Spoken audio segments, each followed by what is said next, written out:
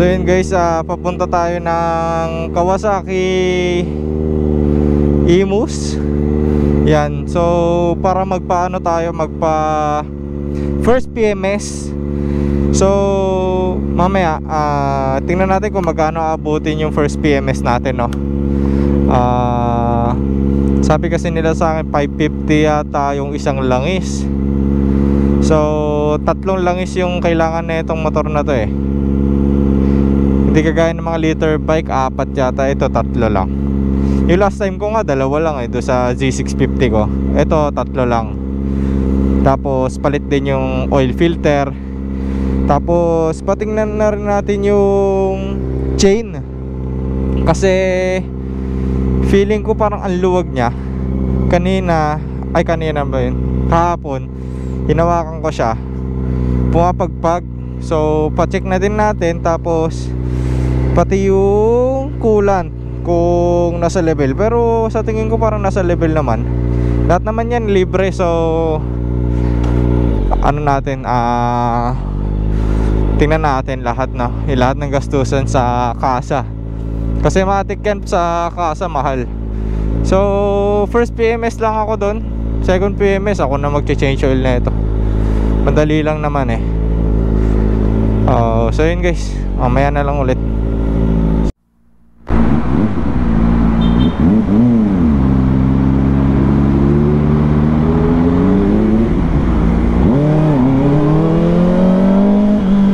Tangin ang mausok yan.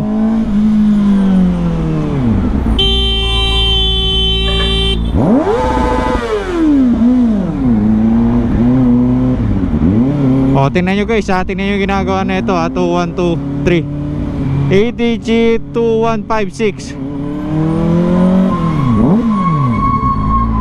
Tingnan mo. O, re-report ko yan, putang inang yan. Ang usok ha. Ang usok. Tapos kita nyo naman na nanggigit-git. So yun guys, nandito na tayo sa Kawasaki Imus, Cavite. Hanap muna tayo ng parkingan.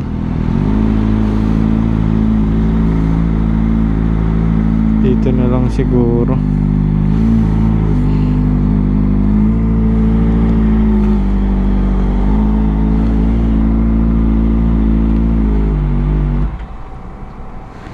Papark lang sir ah.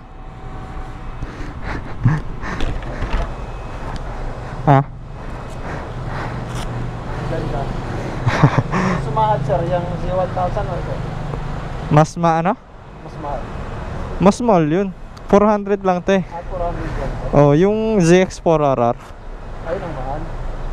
Hindi, yun yung, ito yun eh. Ito. ZX4RR 400cc, pero inline 4. Ito kasi 1000cc yan. Z1000, 1000cc yan.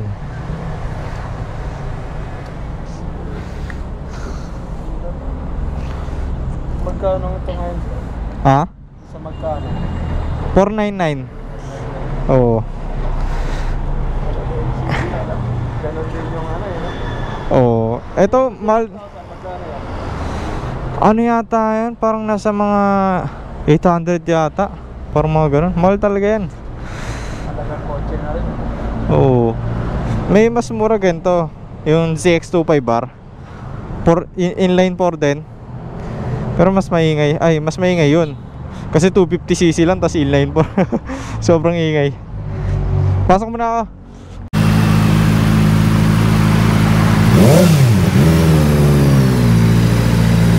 Yan guys, dinala na, pinasok na sa loob yung ZX4RR natin. So, ito na siya guys, ZX4RR dito sa loob. Yan. Bawal pumasok eh. So, titingnan na natin yung ginagawa. So yun guys, nandito muna tayo sa labas. Hanap muna tayo ng kakainan. Parang meron naman dito. So yun o. Kakain muna tayo kasi pinapalamig pa yung makina para bumaba lahat ng mga oils. So update ko kayo mamaya.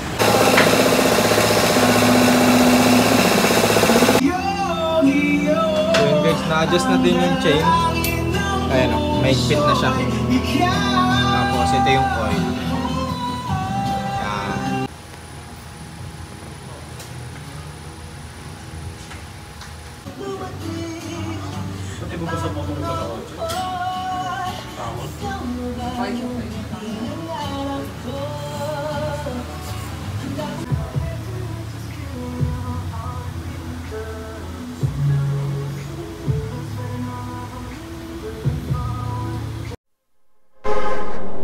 So yun guys, kakatapos lang ng first PMS natin.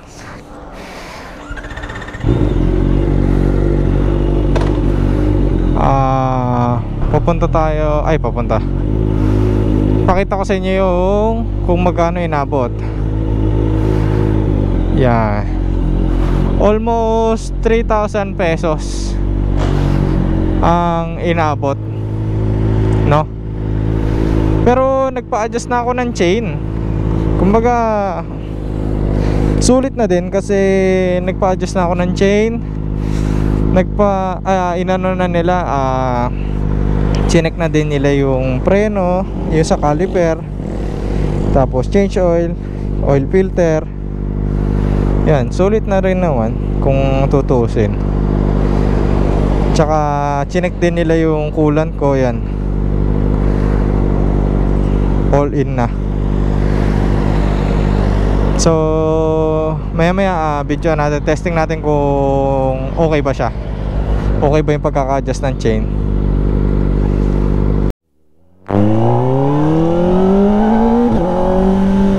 You know, hindi na siya pumapagpag pag nag-change gear ka. Kasi nung last time pumapagpag siya dahil nga sa chain ko na naalog-alog. Ang sabi dun sa mechanic nila sa Kawasaki, kaya daw siya nag tawag dun, lumuluwag ang mga kadena natin dahil sa ang tawag dun nakalimutan ko. Dahil sa engine brake. Yan, dahil sa engine brake lumuluwag daw yung kadena natin. Pero syempre hindi naman natin maiwasan ng engine brake eh. Masikip na siya ngayon, no? Na ano ko naman. Tsaka pagpasok pala ng second gear, ramdam kong iba eh, na hindi siya pumapagpag. So yun lang guys, umabot tayo almost 3,000 sa first PMS natin. Para sa akin sulit na kasi 550 ang oil, tsaka 1,000 plus ang oil filter. Tapos may binayaran tayo 20 pesos para dun sa parang clip na tinanggal dun sa may swing arm. Kinabit pala dun sa may swing arm.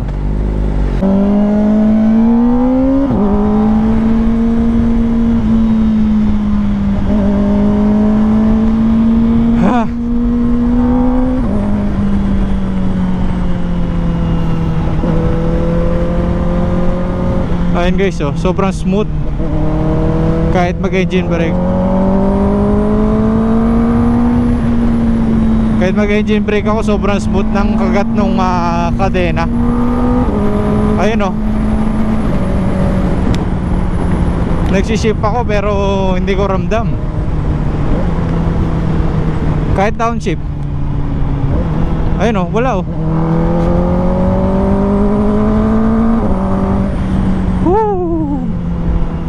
smooth. So yun guys, maraming salamat ulit sa Kawasaki Imus, no? Sobrang solid nila gumawa guys. Pwede kayo magpaano doon. So yun guys, maraming salamat sa panonood. Next video ulit. Peace.